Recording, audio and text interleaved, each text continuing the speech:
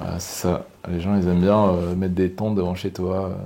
Dire, vas-y, on va jouer du tambour pour Lucas, il va Ah ouais, kiffer. hier, c'est drôle, c'était anglais marrant.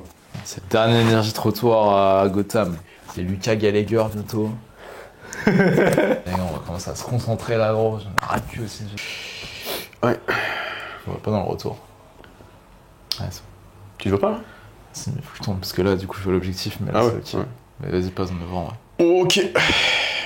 Être gentil mais se faire baiser ou être un fils de pute et être heureux? Et je suis legit cette question, je te la pose, bon. Trop stylé, gros. C'est qui a posé cette question de ouf, là? Moi, je te dirais être gentil et être heureux, mais avoir la capacité d'être un fils d'up quand c'est nécessaire.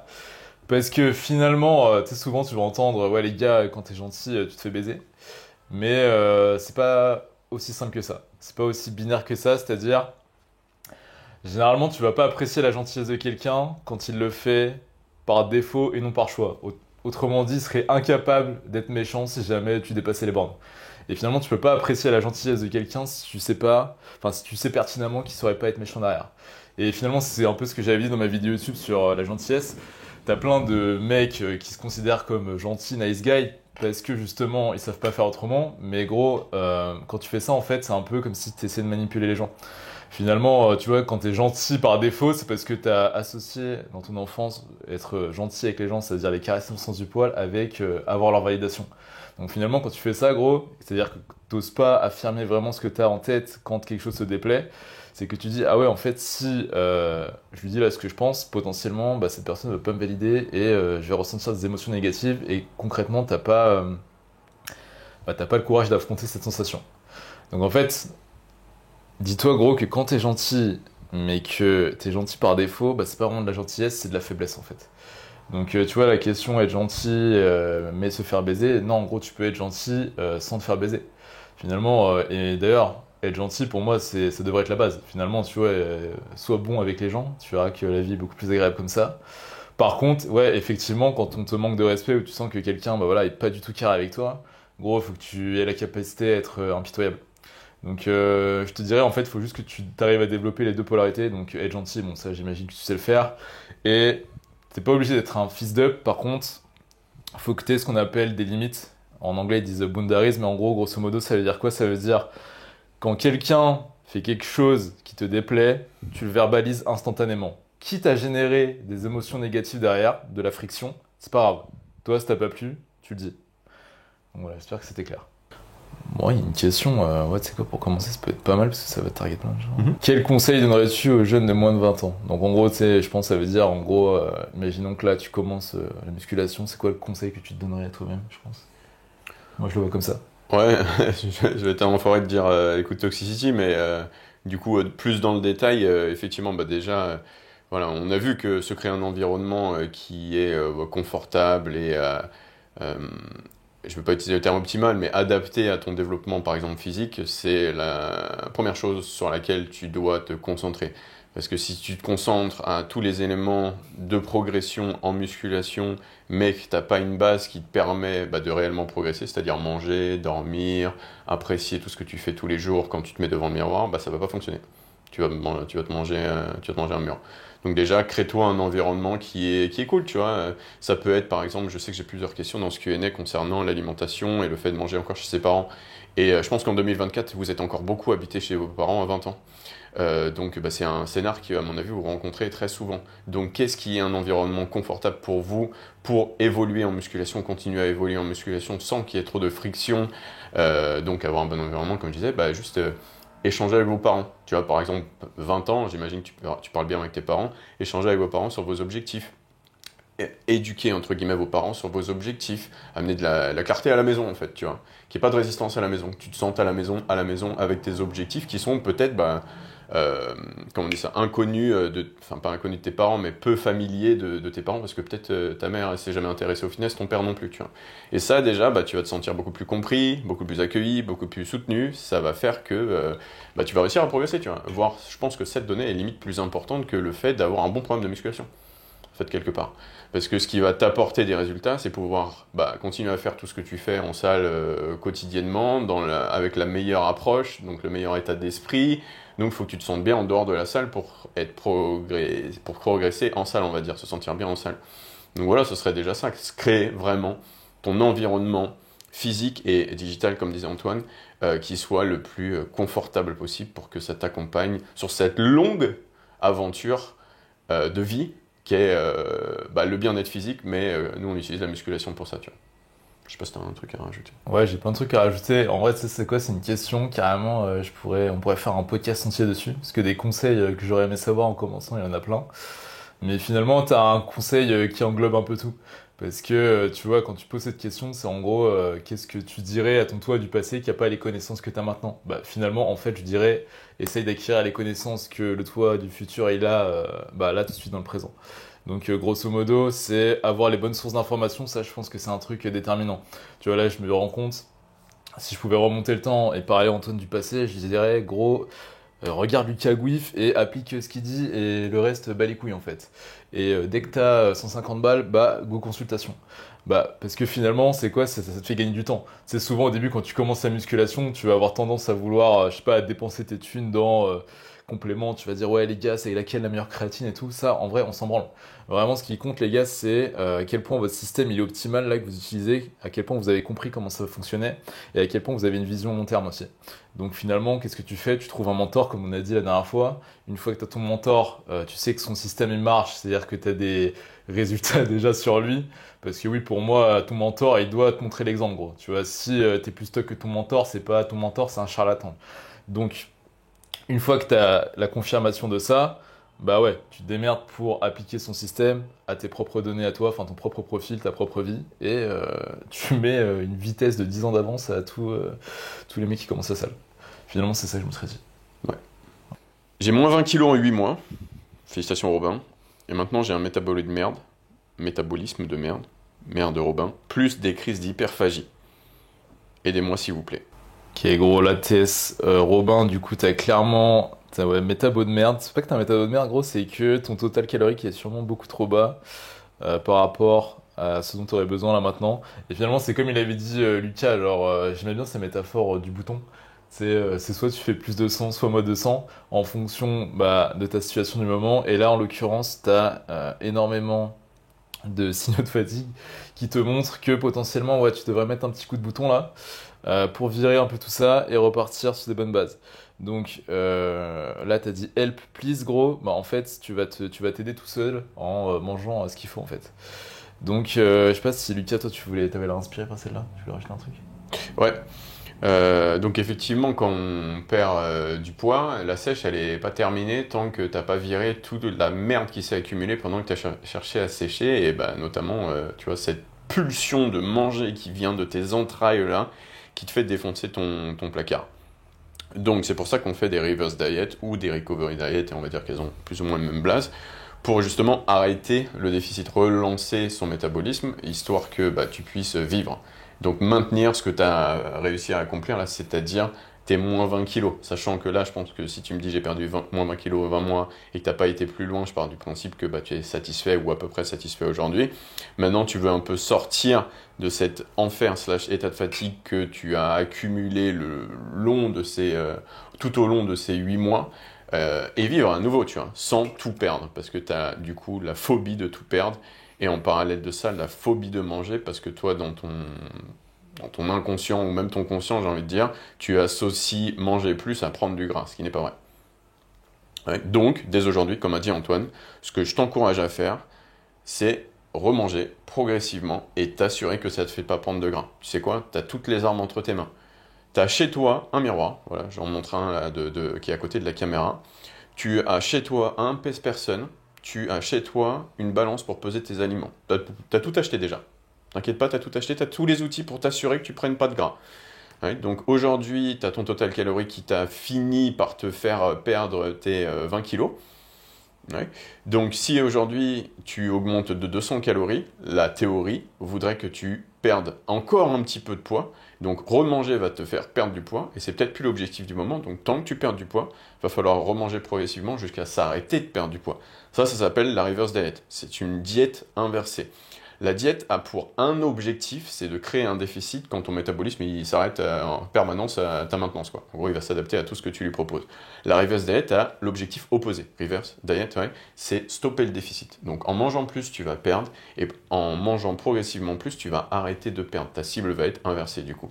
C'est comme ça que tu pourras finir ta diète dans un environnement, on va dire, d'énergie, donc calories, qui sera confortable, maintenable. Voilà comment aujourd'hui, pour rejoindre mes précédentes vidéos, je mange 4000 calories pour maintenir ma condition de fin de sèche, et Antoine mange 3800 calories aujourd'hui pour maintenir les conditions, sa condition de fin de sèche. C'est mécanique tout ça. Le truc que tu dois faire, c'est assez simple hein, pour le coup, hein, mais psychologiquement c'est pas évident parce que bah voilà, faut passer au-dessus. C'est accepter que les calories sont un ami et pas un ennemi. C'est même manger, c'est la condition pour progresser réellement. Et puis vivre, j'ai envie de dire aussi, parce que tu as bien vu que c'est pas maintenable ce que tu as aujourd'hui. Sinon, tu n'aurais pas écrit help à la fin. Et tu peux t'aider super facilement. Tu as déjà commencé à te proposer en tout cas tous les outils pour, en achetant tout ce qu'il faut pour mesurer les données, tes steps, tes calories, peser ta bouffe, te regarder dans le miroir et te peser tous les matins pour être sûr que tu perds du poids, ou tu prends du poids, ou tu maintiens ton poids. Maintenant, il faut la dernière étape. Le dernier saut de la foi, mais si tu veux, tu peux, comme je dis dans ma dernière vidéo, tu peux ouvrir Google et faire tes recherches hein, pour être sûr que ça marche, ou alors juste là, tout de suite, là, m'écouter, rajouter 200 calories aujourd'hui, te peser demain, manger la même chose demain, te peser après-demain, et voir que ton poids, finalement, soit il continue à descendre, tu continues à sécher, soit il arrête de descendre, et finalement, tu peux manger 3000 calories en ayant un physique qui te fait rêver, quoi. Ouais, et vraiment, gros, Robin, prends vraiment sérieux ce que te dit Lucas. Parce que ça, je remarque, c'est un truc qui arrive assez fréquemment chez les gens qui ont une grosse perte de poids comme ça. Ils arrivent justement comme toi, là. Tu vois, au bout de 8 mois, ils ont perdu 20 à 30 kilos. Et là, t'as un peu envie de rester passif sur ton total calorique parce que, comme dit Lucas, maintenant, t'as associé peut-être calories au fait de grossir. Alors que non. Justement, Lucas, il vient t'expliquer que gros, ça faisait partie du plan. Finalement, il y a un moment, tu vas devoir toucher à tes calories. Et comme il a dit, Lucas, c'est progressif. Tu fais ça progressivement. Commence pas à tous beler, tu vois. Je sais que souvent les gens ils font ça, c'est-à-dire ils n'osent pas toucher leurs calories, finalement ils sont tellement fatigués, à un moment ils pètent un plomb, et là gros ça devient des trous noirs, tu vois, ils commencent à avoir un miette de pain par terre, ils vont lécher le sol et tout, et non gros, tu vois, réagis avant d'arriver à ce niveau-là. Ouais, la recette du pneu, je l'ai donnée dans ma vidéo hier, gros. Commencez pas à me rendre fou. Allez, encore la chaîne de GVZ, putain. Regardez mes vidéos aussi, hein, une question que j'ai envie de poser, parce que... Votre pire arc personnel en musculation? Alors super intéressant, ça me fait plaisir de pouvoir partager ce feedback. C'est bien sûr un arc qui est assez récent pour moi, qui a été de 2000, on va dire 18 à 2020, qui est mon arc anglais, on va dire, où j'ai testé la tactique de devenir très lourd, très gras et de pousser la balance dans une idée d'optimisation. Comme je disais dans ma dernière vidéo, je me suis trompé, hein, je me suis fait influencer. Le très bas volume à très haute intensité. Clairement, la combinaison des deux, t'as l'impression de revenir skinny fat en fait. C'est trop marrant. Enfin, c'est trop marrant, pas vraiment. Et d'ailleurs, je l'avais fait un moment tester à Antoine, en tout cas le bas volume quand j'étais revenu en France, et tous les deux on en avait conclu que ah ouais, permettez-nous d'utiliser une expression qu'on utilise tout le temps avec Antoine. Ouais, ça pue sa mère en fait. Ça pue sa mère. Et donc, ouais, la combinaison du bas volume d'entraînement à effort très élevé, donc énorme fatigue, énorme risque, combiné à un total calorique qui est bien au-dessus de ce qu'on devrait manger pour optimiser nos progrès, notre récupération en musculation. Waouh, je pense qu'on peut pas vraiment faire pire. Et vous savez ce qui me désespère, les gars? Et c'est un truc que j'essaie de combattre depuis le premier épisode de Toxicity, hein. C'est que c'est une méta qui a essayé de se développer en France, et j'ai envie de dire que grâce à nous, on vous l'a évité. Donc ce pire arc de musculation que moi j'ai pu rencontrer, c'était presque ma mission première de Toxicity, vous savez, sauver les lifters français, de vous éviter de le vivre. Ouais, mais en vrai, tu sais quoi, les Anglais, ils sont vraiment forts, je trouve, pour justement te brainwash un peu comme ça. Ils ont tellement de conviction dans ce qu'ils font. C'est que limite, tu la regardes, t'as l'impression que ouais, si t'es pas en train de crier sur ton leg squat et que t'es pas gras, t'es un singe de la musculation en fait. Alors que non les gars, genre. Et d'ailleurs moi, enfin après ça c'est anecdotique peut-être, mais j'ai jamais maïrine les physiques d'anglais. Tu vois finalement, je regardais l'approche de loin, je me disais ok, ouais pourquoi pas. Mais même, tu sais quoi, ils étaient très forts d'un point de vue conditioning, enfin, tu vois, sur la sécheresse. Mais ouais, la fissure, elle était pas si hard que ça, en vrai. Non. Je me suis dit, ah ouais, putain, devenir un gros lard sur 1 an pour ressembler à ça 3 jours. Pas ouf, hein. Ouais, pas worse, hein. Franchement, les gars, guitare supérieure, je pense. Une guitare supérieure. C'est quoi, ouais. Peut-être le crossfit, en fait, c'est pas si dégueu comme activité. Ouais, en plus, c'est marrant, tu sais, la phase haute intensité, bro, on l'a fait sur 3 séances. Hein. On a vite. Ouais, bah ouais, en fait, on se rend compte, tu vois. Vous voyez, énergie trottoir, pour nous, c'est pas un terme qui date d'hier. Et je pense qu'on l'a développé à ce moment-là, où oui, on s'entraînait déjà 5 jours sur 7, un truc comme ça. Et ouais, on était en énergie trotte, mais en permanence, en fait. Clairement, parce que, pour le coup, on faisait des trucs de ouf, hein.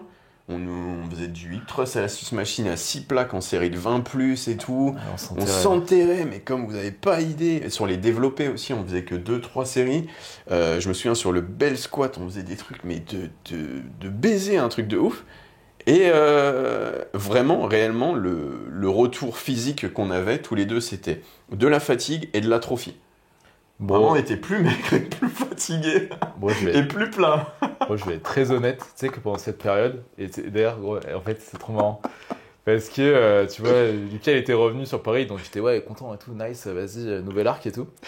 Je commence à me rentraîner avec Lucas, et Lucas, voilà, c'est mon mentor, il me dit, vas-y, gros, on fait de la haute intensité, je me pose pas de questions, je fais comme lui. Donc vas-y, je faisais comme lui, j'étais en train de trust et tout. Et il y a un moment, c'est Paul, il me dit, il me regarde et tout. Parce que j'avais une bonne comp en plus à ce moment-là. Je faisais fissure, hein. J'ai toujours été le mec de la fissure, les gars. Mais ouais, gros, ça, ton physique, il est bien, mais gros, j'ai l'impression que, ouais, je sais pas, tu fais moins fissure qu'avant et tout. Je sais comment ça se fait et tout. Et dans ma tête, je me dis, qu'est-ce que je fais différemment? Je fais, putain, mais je m'entraîne comme un anglais, en fait. Et heureusement qu'il m'a dit ça assez tôt, hein. Parce que, ouais, t'imagines, gros, t'es en trottoir pour ressembler à rien. En fait, c'est ça le problème avec la musculation et la façon dont on est connecté avec la musculation. Donc, connecté, éduqué, on va dire, avec la musculation, c'est qu'on fait directement toujours, en fait, un rapport à l'effort et l'optimisation. Ouais. Donc, nous, on était dans une optimisation max à ce moment-là. Hein. C'était un truc, tous les deux, on en avait besoin. Dans la vie, en fait, on en avait besoin d'avoir cet investissement max en musculation, tu vois. C'était un peu notre salut à ce moment-là, tu vois. Et cet investissement dans l'effort a eu un retour négatif sur notre physique. La musculation étant un game de physique. Et en faisant tout ce que je pensais être de l'investissement supplémentaire, tout ce qu'on pouvait voir, donc du concret, c'était moins bien. C'était un truc de ouf. Et c'est vrai que c'est... Franchement, les gars, en plus, je m'en veux. Parce que je m'en veux de m'être fait influencer. Parce que c'est pas compliqué. On a des pyramides, et comme je dis très bien moi-même dans les vidéos, elles sont là depuis 2017, ces pyramides. Mais c'est quoi? Même ces données, il y a une pyramide qui a été créée en 2017, mais ces données, elles sont là depuis toujours. Moi qui suis Lane Norton depuis toujours, on sait que le premier driver de l'hypertrophie, ça va être ton volume de série de travail, tu vois. À quel moment on se dit que c'est plus le cas? Bah, je sais pas, hein. C'est l'influence, c'est fort l'influence. Les gars, c'est giga fort l'influence, c'est giga dangereux l'influence. Bah, pour moi, tu vois, c'est ça la value à retirer de cette histoire, gros, c'est la puissance de ton environnement. Je vais pas vous mentir, les gars, pour moi, Lucas, c'est un peu le Albert Einstein de la musculation.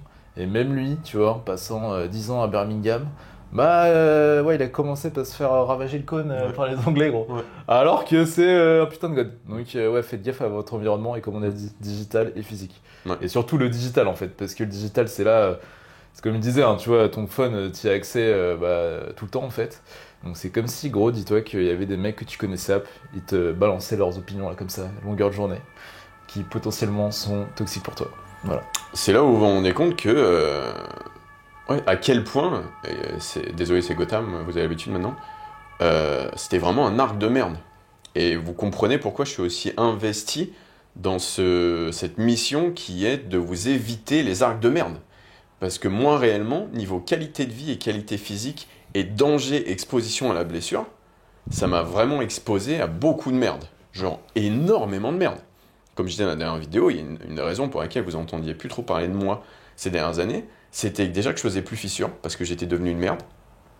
Ouais, il y a ça, parce que j'ai fait des mauvais choix, parce que je me suis laissé influencer, alors que ça se passait très bien à la base. Mais bon, voilà, on apprend de nos erreurs, et vous savez quoi, cette erreur, elle a permis aujourd'hui que je crée un podcast qui évite que tous les francophones qui m'écoutent fassent cette erreur, enfin ceux qui veulent m'écouter déjà. Donc c'est quoi? Je suis content d'avoir fait cette erreur pour vous éviter de vous être fait influencer, de vous faire influencer par des gens qui essayaient de ramener cette méta en France. Donc tu sais quoi, quelque part là, je suis en train de faire une appréciation envers ma merde que j'ai vécue. Ça a pu m'aider dans ma mission de vous aider un maximum. Donc je suis très content. Mais ouais, c'est tout ça pour vous dire à quel point cette question en fait a été giga importante. Merci de l'avoir choisi Antoine. Parce que c'était un arc qui était complètement merdique. Et ça a eu des répercussions négatives sur ma vie de ouf. Parce que, tu vois, si tu te sens pas bien avec toi-même et tu te détestes, parce que t'es faible, t'es fatigué tout le temps, en énergie trottoir tout le temps, et en plus t'as un physique de merde, tu peux pas être bien avec les autres. Tu peux pas être bien professionnellement. Tu peux pas être ouvert, tu peux pas te développer, tu peux pas te projeter. Il y a rien qui va, tout part du physique.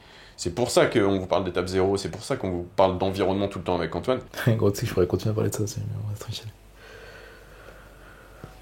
Mais ouais. Bon, ça m'intéresse, hein. Vas-y. Non, mais en fait, ouais, c'est plus ce retour d'XP, mais c'est vrai que comme disait Lucas, en fait, ce qui est traître avec cette approche, de ce que j'ai remarqué, c'est que la perception de difficulté et d'efforts fournis, du coup, elle est limite 2 fois supérieure à ce qu'on fait là actuellement, pour 2 fois moins de résultats physiques. Mais moi, ce qui m'avait le plus frustré, finalement, c'était plus l'impact sur les autres points de ma vie. Parce que finalement, comme on baratine depuis le début, nous, si on veut que tu fasses fissure, gros, c'est pas juste pour voilà, que tu sois content quand tu te regardes dans le miroir, c'est pour que ça ait vraiment des impacts positifs sur tous les autres aspects de ta vie. Et finalement, bah là, tu vois, on s'enterrait comme des oufs et tout. Et ouais, j'étais éclaté. Genre, énergie trottoir, réellement, ça venait de là, gros. C'est que je m'asseyais littéralement sur le trottoir, dans Paris. Donc, comme un cloche-boule, en fait. C'est vrai. Mais pour autant, ouais, j'avais pas les résultats à la hauteur de mon investissement. Plus, bah, du coup, ouais, t'es fatigué, t'es assis sur un trottoir. Gros, c'est pas là que t'as la meilleure vibe, tu vois. Donc, c'est pas là que j'ai pu développer les autres points de ma vie. Donc, j'étais, en plus d'avoir un physique moins bien, j'ai stagné sur tous les autres aspects. C'est en train de me faire bader là, de le réaliser. Bon, mais tranquille. Il me s'est passé exactement la même chose que vous avez raconté en fait. C'est un truc de ouf, n'empêche. Ah ouais, putain. Le pire, c'est qu'en fait, t'es dedans, t'es là en mode full ego, tu te dis. Ouais, je sais pas, ouais, putain, là c'est bon, je suis en train de faire un truc de fou. Vu comment je suis éclaté après mes séances, c'est sûr que ça va payer et tout, trust the process et tout. Mais en fait, non, en gros, il fallait juste relire la pyramide et arrêter de faire le con. C'est marqué en plus, putain. Ah, de ouf, Et putain. le truc qui me fait rigoler depuis tout à l'heure, c'est que, ouais, énergie trottoir, c'est ça, je veux m'en souvenir. C'est toi qui m'envoies un message 30 minutes après la séance où tu prends en photo le trottoir là. Non, mais de ouf. Je suis assis là, C'est bro. éclaté, gros. Et pour être très honnête, je sais pas si je l'ai déjà dit à Lucas, c'est que j'étais tellement en énergie trottoir. Je sais, de temps en temps, il devait retourner à Burm pour X, Y, Z raison. Et du coup, ça faisait genre 3 jours, on s'entraînait pas ensemble. Je me disais, putain, cool, je vais pouvoir chiller un peu. Parce que j'en pouvais plus. J'étais au sol. Bah ouais, les gars, j'étais vraiment au sol. Donc voilà. Ouais, c'était vraiment une période de merde. Hein. Mais vas-y, on apprend nos erreurs. Et quand je me dis qu'on a aidé tout le monde grâce à ça, parce que vraiment le premier épisode de Toxicity, pour ceux qui n'ont pas complètement écouté Toxicity, vous entendez parler de 11 épisodes alors qu'il n'y en a que 6 sur YouTube, c'est parce que les 5 premiers sur son SoundCloud et Spotify. Ouais. Donc le premier épisode, c'était la menace du bodybuilding anglais. Le tout premier épisode de Toxicity. Donc vous voyez, en fait, Toxicity, ça a presque été enclenché par cet arc de merde. C'est ouf. Ouais. Ça montre à quel point, moi, ça m'a marqué et pas dans le bon sens. Ouais, les gars, on dit toujours, on apprend nos erreurs, mais vous n'êtes pas obligé de faire les erreurs. Vous pouvez apprendre des erreurs des autres. Donc des nôtres, par exemple. Comme ça, vous êtes bien au chaud, vous faites que les choix les plus optimaux. Tac, tac, tac. Qu'est-ce que j'aurais kiffé être à leur place, là. Mais tranquille. Est-ce qu'en consulte, on peut se faire roast? Sûr. Bon, bien sûr, gros. Avec plaisir. C'est quoi, c'est une question, genre? Ouais, vraiment. On dit ça comme vite, hein. Bah, ouais. En fait, le roast, c'est bienveillant, les gars. Des fois, la meilleure manière de faire passer un message, c'est de roast. Ouais.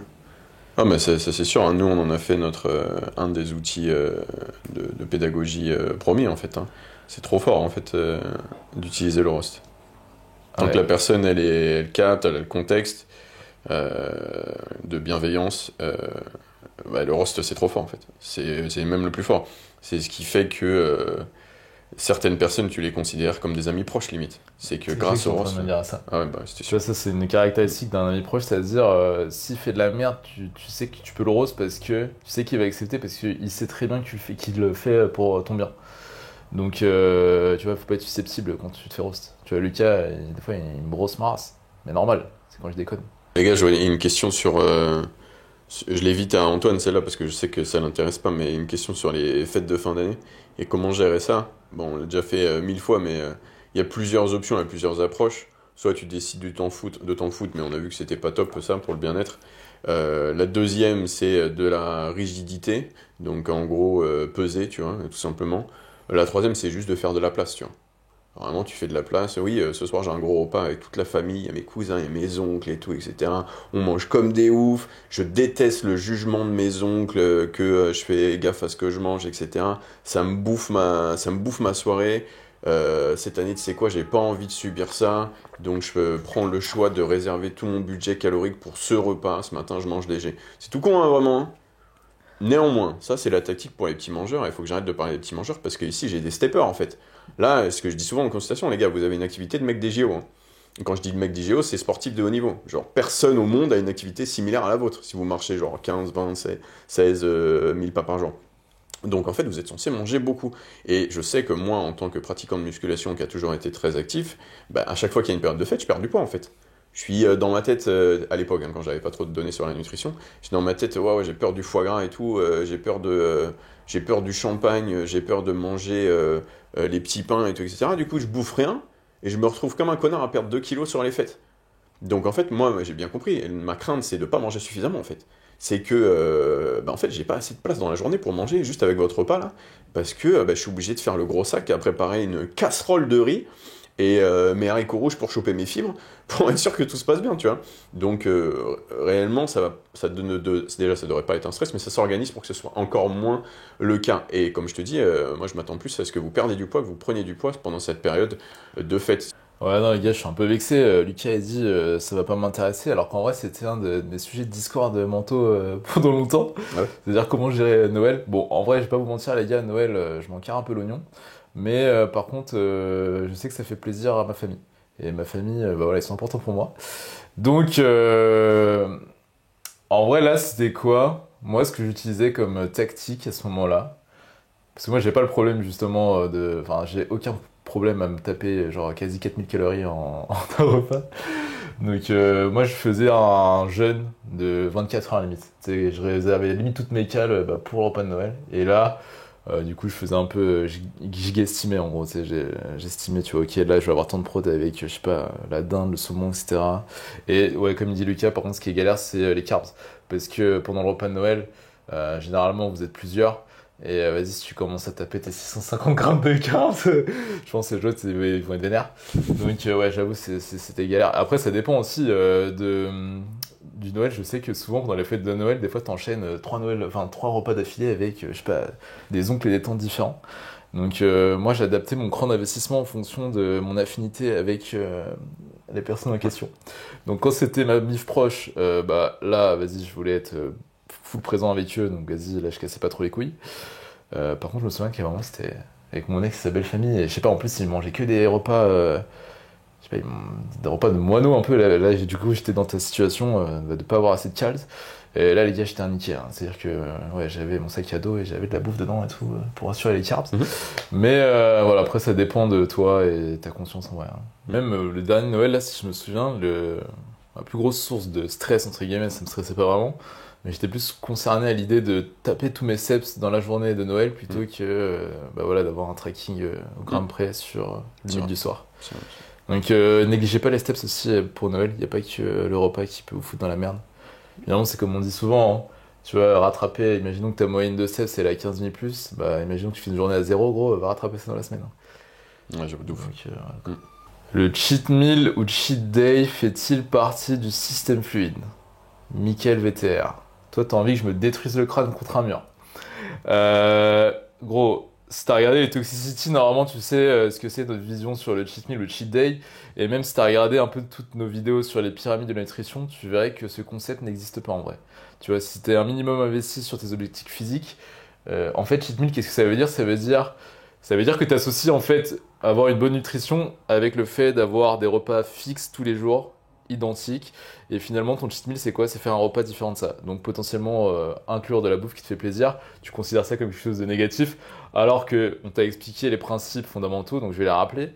Du moment que tu as ta balance, enfin ton total calorique qui est OK avec la bonne répartition des macronutriments, finalement, la provenance de tes aliments, c'est secondaire. On s'en balèque, c'est-à-dire que tu vas réussir tes objectifs physiques. Donc là, si tu me dis cheat meal, cheat day, en fait, c'est comme si, tu sais quoi, je vais reprendre la même métaphore, gros. C'est là, tu as un total calorique, donc tu as un budget de calories pour la journée. Finalement, quand tu as un cheat day, c'est comme si là, toute la journée, tu étais avec ta carte bleue, t'allais dans tous les magasins de Paris, gros, et tu mettais des coups de carte sans savoir combien ça coûtait. Et après, le lendemain, tu te dis, bon, vas-y, ce qu'il y a sur mon compte, c'est un peu une surprise. Bah là, c'est exactement la même chose. Donc, non, les gars, il n'y a pas de cheat meal, de cheat day, ça n'existe pas. S'il y a un aliment qui te fait kiffer, bah déjà, juste réalise qu'il n'y a pas de mauvais aliments, il n'y a que des mauvaises diètes, comme il dit toujours Lucas. Et bah, si tu peux pas t'en passer, bah, tu le fous. Enfin, déjà, tu peux mettre n'importe quel aliment dans ta diète. C'est juste que du coup, il faut que ça rentre dans ton total global. Et une fois que tu as ton total global avec cet aliment-là, bah, c'est OK. Donc, et même, c'est quoi, genre, cheat meal, enfin, cheat day, c'est encore pire. Parce que, Chaud. cheat day, c'est quoi ce délire, gros? Ça veut dire. Mais en fait, gros, tu vois, même réfléchis, tu vois, ton corps, il s'en fout que tu sois en cheat day, gros. Tu vois, imaginons, là, tu te dis, bon, vas-y, j'ai respecté mes macronutriments et mes calories 6 jours sur 7. Là, c'est dimanche. Vas-y. Tu vois, mon corps, il va tout oublier, je peux manger n'importe quoi, il va pas y avoir de conséquences, les calories n'existent pas. Mais non, gros, ça marche pas comme ça. Et Donc, tu vois, laisse-moi rajouter un truc. Bien sûr bien sûr que les gens ils sont investis et tout, et en fait, la raison pour laquelle vous ressentez le besoin, et depuis toujours, hein, de mettre un jour off, c'est parce que vous n'avez pas assez de budget. Vous n'avez pas assez de budget au quotidien, du coup vous ressentez le besoin d'avoir un jour où vous avez un budget illimité, qui vient clairement foutre la merde, hein. Donc en fait, faut prendre la solution, faut tacler la gangrène à la racine, le budget. Vous devez, pour votre adhérence, pour votre plan, pour éviter de vriller, avoir un budget élevé. Soyez plus actif. Vous créez de l'activité, vous créez un budget. Donc vous marchez plus dans vos journées, vous augmentez votre budget calorique. Vous savez quoi, si la marche, ça n'avait qu'un seul avantage, l'activité, pardon, donc la marche principalement, n'avait qu'un seul avantage, serait d'augmenter le budget calorique, ce serait déjà fantastique. C'est pas le cas, il y a plein d'autres avantages, mais franchement, celui-là, déjà, il est séduisant. C'est-à-dire que là, réellement, toi, ce qui t'empêche de tenir une diète, c'est parce que ton budget il est trop faible. Juste le fait de faire 3 tours du pâté de maison, ça te permet de tenir ta diète parce que tout d'un coup, le budget il est plus si faible que ça et tu ressens plus le besoin d'avoir un jour hors budget. Ouais, t'as sauvé ton aventure de musculation, on a augmenté un petit peu ta dépense. D'où l'intérêt d'avoir une dépense qui est assez constante. Donc, tu vois, tacler le problème à la racine, vous n'avez pas un budget assez élevé, créez-vous un budget plus élevé en étant un peu plus actif dans vos journées, donc ne faites pas que de la musculation, allez faire des tours du pâté de maison et traquer vos steps, et tout d'un coup, vous n'aurez plus de problème avec votre diète. Ouais, tout d'un coup, vous allez pouvoir manger à votre faim en pouvant inclure tous les jours des aliments que vous adorez dans votre diète, même des aliments qui sont des bombes caloriques, parce que ça fit ton total calorique, ça fit tes macros éventuellement. Donc du coup, vous ne ressentez plus de besoin de tout faire péter sur une journée, slash de frustration, et vous associez même plus en fait cet aliment avec le plaisir, c'est que ouais, tout est un plaisir en fait. Votre diète est la diète la plus plaisante possible, c'est la raison pour laquelle tu la tiens. Donc le problème en fait c'est que vous bougez pas assez, tu vois. C'est pour ça que les steps ça a autant révolutionné le parcours des pratiquants de musculation dans le monde, à nouveau je le dis, pas qu'en France. Ouais, c'est parce que ça permet de tenir à sa diète, hein. C'est-à-dire soit devenir sec, soit le rester. c'est pas pour rien qu'on appelait ça système fluide avec 3 piliers, c'est que finalement tous les piliers sont entremêlés en fait. Et Lucas il parlait de faire des tours du pâté de maison, donc je comprends que cette idée elle est pas hyper séduisante. Par contre, en ce moment les gars, je vous avoue, je suis accro au fait de marcher devant mon PC, en regardant des séries sur le tapis que Lucas m'a conseillé. Donc ça c'est un peu le cheat code si jamais t'as la flemme d'aller faire des tours du pâté de maison. Je comprends, en gros c'est relou. Donc ouais, achète les steps. Moi, je la glisse celle-là. Comment bien connaître son maintien, c'est super simple. C'est donné théorique, mais c'est super simple. Soit tu vas sur un site, tu marques, ok, je fais 1m80, je fais 90 kg, je fais du sport 3 à 5 jours par semaine, et ça te donne une donnée et tu essayes cette donnée. Soit, bah, ouais, tu prends MyFitnessPal, tu dis, ok, tu sais quoi, je vais essayer, j'en sais rien, 3000. Ok, 3000 calories, voilà. Tu manges 3000 calories tous les jours. Si ton poids ne bouge pas, t'es en maintien. Si ton poids bouge, t'es pas en maintien. Donc si ton poids monte, bah descends un peu à 2800, tu fais une semaine comme ça, même un peu moins si tu veux dire, 3-5 jours. Si ton poids il bouge plus, tu as trouvé ta maintenance. Si ton poids il bouge toujours, t'es pas en maintenance. Donc c'est aussi simple que ça les gars, hein. Franchement c'est pas compliqué la composition corporelle, la musculation de manière générale c'est pas compliqué, hein. Tu testes, tu fais ça sur plusieurs jours, ça bouge, t'es pas en maintien, ça bouge pas, t'es en maintien. Et à partir de cette maintenance, tu peux décider de soit chercher à faire monter ton poids, même si on a vu que c'était pas toujours la solution pour prendre du muscle, soit éventuellement le faire descendre parce que tu veux perdre du body fat. Ouais, c'est vrai que c'est bien que tu réponds à cette question, parce que c'est un truc que je vois souvent en consultation, ça c'est finalement, les gars vous prenez souvent la tête un peu sur, ouais comment je calcule mon maintien et tout, mais finalement, tu vois ce que t'as dit Lucas, là, taper TDE sur Google ou aller sur MyFitnessPal, c'est juste pour avoir une première estimation. Là, tout de suite, il t'a donné du coup la stratégie pour affiner ton maintien. Et finalement, une fois que t'as ton maintien, bah ouais, c'est facile, hein. Là, j'ai une bonne question, je te laisse répondre, là je réponds pas. Mon adhérence repose tellement sur le fait de me m'aériner à la salle, comment je peux faire sans? Pourquoi tu voudrais faire ça? Attends. En fait, pourquoi tu voudrais faire ça? Je me pose la question, parce que moi je pourrais pas faire ça personnellement. Finalement, c'est comme on a dit dans la dernière vidéo, hein, tu vois, la raison initiale généralement pour laquelle tu commences la musculation, bah, c'est parce que tu as envie de te m'aériner. Tu vois, ce serait trop nul de faire de la musculation et de pas pouvoir se m'aériner, tu vois. Finalement, je ferais autre chose sinon. Donc, je te dirais même, non, tu vois, si ton adhérence elle repose sur ça et tu sais que l'adhérence c'est le pilier principal, bah continue de faire comme ça. Juste assure-toi de pouvoir te faire myrin, enfin de pouvoir te myrin tout en progressant. Donc juste applique le système fluide finalement. Et comme on a dit, enfin Lucas il l'avait mentionné, mais devenir un nuage ça fait jamais partie du plan. Finalement tu vois on peut même réutiliser la question qu'on avait répondu juste avant. Ouais ça va niquer ton adhérence en fait, de devenir un nuage ou quoi que ce soit. Donc non continue de te faire myrin, ça veut juste dire que tu fais les choses correctement pour moi. Donc vraiment retire-toi cette idée de la tête que tu dois pas faire myrin, je comprends pas. Essayons de voir ce qu'il voulait dire parce que ça se trouve, elle va dire, ah, putain, mais imagine, je fais plus fissure, comment je fais pour continuer à adhérer à la musculation si je fais plus fissure? Bah, tu pourras pas en fait. C'est toi qui viens de le décider, tu l'as écrit là. Donc, assure-toi de faire fissure. Et le truc qui est trop bien, les gars, en musculation, genre vraiment trop bien, c'est que la fissure, c'est lié à la composition corporelle. C'est pas lié à la masse. C'est lié à la composition corporelle. Composition corporelle, c'est masse maigre et masse grasse. Ça veut dire qu'il n'y a pas qu'une histoire de ne pas avoir beaucoup de masse grasse, il y a une question d'avoir beaucoup de masse maigre. Et je parle pas du muscle, hein. Le muscle, ça représente qu'une petite partie de la masse maigre. Le gros de la masse maigre, c'est des fluides, on le sait. Donc quand je parle de masse maigre, je parle surtout du fait de manger le plus possible, tout en étant sec. Ouais, je le redis à chaque fois, hein, ce qui fait l'excellence physique d'un bodybuilder, et par exemple Antoine et moi-même, c'est parce qu'on mange le plus possible sans être dans un total calorique qui nous rend nuageux.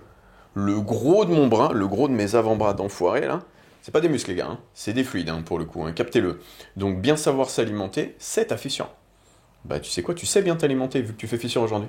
Donc, si t'es dans un contexte où bah, c'est un peu ghetto pour toi de t'entraîner, je sais pas moi, de t'investir dans la musculation pour X raisons, assure-toi de maintenir ça, là, cette composition corporelle. Tu peux moins t'entraîner, ok, ouais, c'est pas la période pour faire à fond du muscle. Par contre, c'est toujours la période pour maintenir sa composition corporelle. Ça, c'est pas un problème, hein. On n'aura jamais de souci avec ça. Surtout si tu es déjà sec. Hein, si tu es déjà sec, le rester, c'est super simple, hein, pour le coup. Donc tu sais quoi faire. Là, moi, je suis en train de dire, tu es en train de faire une affirmation. Les gars, je me vois pas faire de la musculation si je fais pas fissure. Ah ouais, bah, fais fissure alors. On te pose pas la question. Genre, maintiens ta fissure, donc maintiens ta comp. Et t'inquiète, tu continueras à faire de la musculation, tu te poseras pas de questions sur ces données de motivation. Parce que ton adhérence, ce sera la fissure comme moi. Bienvenue au club. Je suis en train de me dire, ça se trouve, il fait pas encore fissure. Peut-être, c'est pour ça qu'il. Tu crois? Peut-être qu'il arrivera à adhérer maintenant parce qu'il fait pas fissure. Mais bref, on sait pas. Après, il dit moi. Ouais, bon. Non, mais en plus, je l'avais vu, sa question, c'est. En vrai, je pense pas que c'est une question, j'ai l'impression que c'est une affirmation. Okay. Et c'est quoi son blaze déjà? Oh putain, je sais plus. Bref.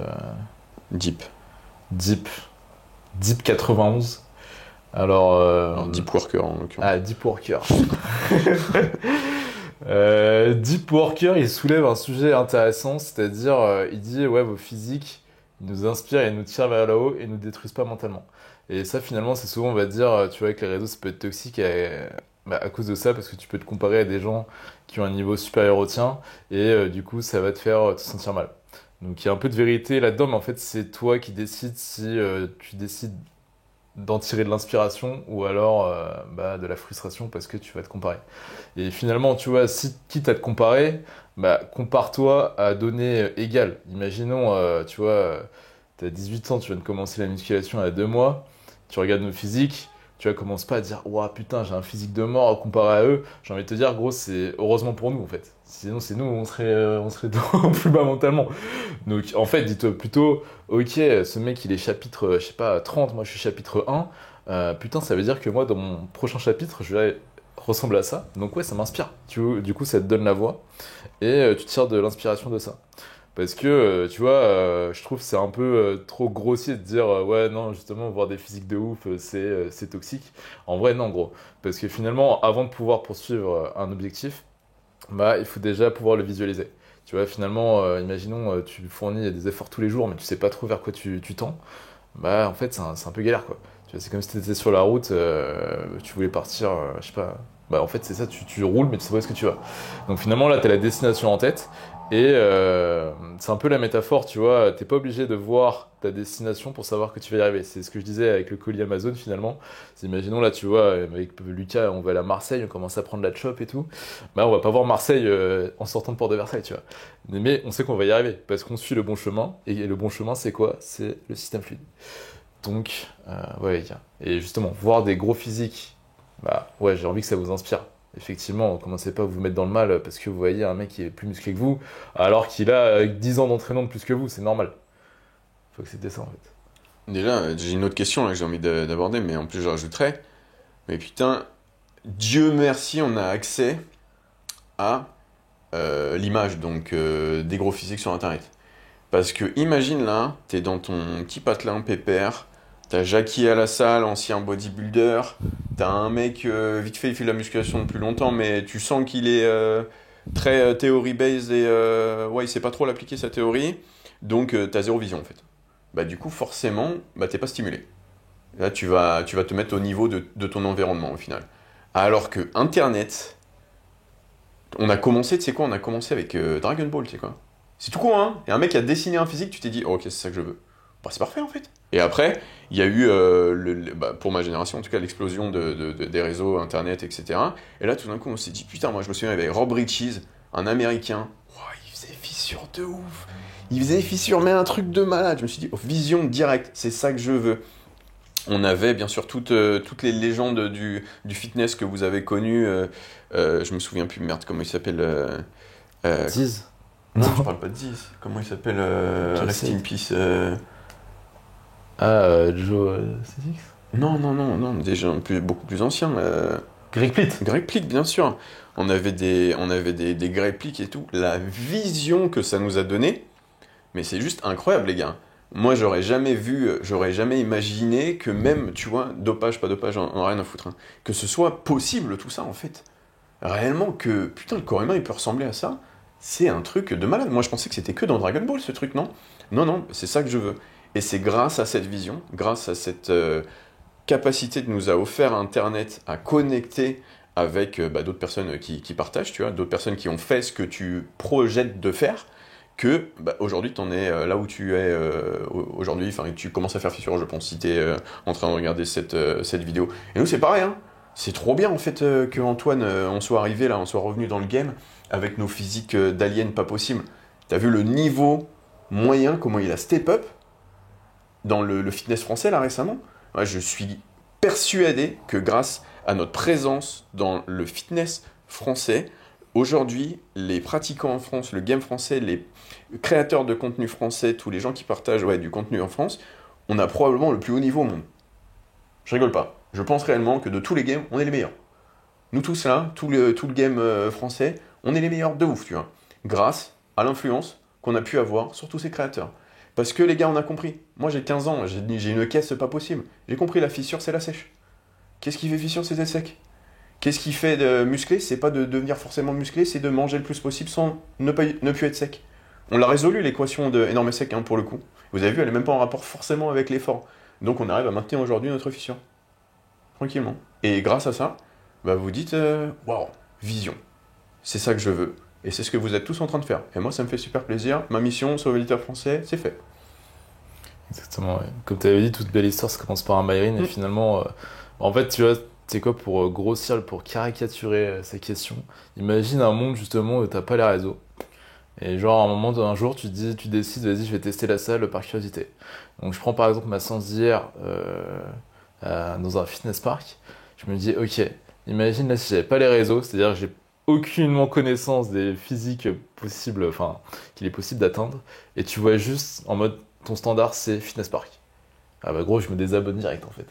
Je vais dire, ok, il y a des mecs qui restent à la Smith pendant 15 sets, c'est relou, parce que finalement, tu vois, le système qu'on te donne, bah, tu vois, t'as des actions qui sont claires tous les jours, mais tu vois, ça peut, si t'as pas la vision, ça peut devenir vite monotone. Mais finalement, quand t'as la vision, bah là, ok, ça donne du sens directement à ce que tu fais, parce que tu sais pourquoi tu le fais. Mais là, si je te dis de faire tout ce qu'on fait finalement sans vision, ouais, gros, Ouais, c'est mort. c'est mort en Ouais, fait. c'est mort. T'es obligé d'avoir la vision. Et là, j'ai une question qui va rejoindre celle-là. C'est pour ça que je l'ai présélectionnée. Je suis désolé, Antoine. Je kifferais que tu me la poses parce qu'elle est d'actualité Vas-y, je te par pose. rapport à notre dernière, une de nos dernières vidéos. Thomas Bobby, pourquoi des compétiteurs sont à 1500 cal et vous avec 4000 cal avec le même body fat? Ils ont pas compris, pour interrogation. Ouais. Donc, merci pour cette question parce que du coup, elle rejoint tout ce qu'on a dit dans ce podcast. Est-ce que vous pensez que les bodybuilders, donc au pic de leur forme, ils montent sur scène à 1500 cal? Non, absolument pas. Qu'est-ce qu'ils font? Une peak week. Qu'est-ce qu'ils font sur la peak week? Ils diminuent la fatigue, donc la fatigue extra-cardio, l'inflammation à cause des trainings, des efforts très intenses. Mais surtout, qu'est-ce qu'ils font? Ils mangent 4000 calories, 5000 calories, 6000 calories, 7000 calories. Donc au final, ils refont leur stock de glycogène pour avoir cette sèche ultra avancée créée par le déficit qu'ils ont fait en descendant éventuellement, pour répondre à ta question, jusqu'à 1500, puis ils chargent. Et quand je parle de charge, je parle de glycogène. Ouais. Donc je parle de manger. Ouais. Donc nous, quelle est notre représentation aujourd'hui physique au quotidien? Le pic physique une fois que tu as été sec et tu as refait tes stocks de glycogène. Donc en fait, pourquoi les bodybuilders, pour répondre à ta question, ils descendent jusqu'à 1500? Parce qu'ils en ont besoin éventuellement de descendre bas pour, bah, je sais pas, virer leur gras, tu vois, c'est un déficit qui a été créé. Ils sont écorchés les compétiteurs au passage, ils sont pas juste secs. Hein. Comme on le dit avec Antoine, nous on n'est pas écorchés, on est secs. Les compétiteurs ça va être écorché, donc celle-là, si on fait une prep, ça se trouve Antoine il devra descendre à 1500 aussi. Hein. Par contre, il va pas monter à 1500 sur scène. Il va monter après 3 jours de load, après avoir mangé 6000 calories et plein à craquer, etc.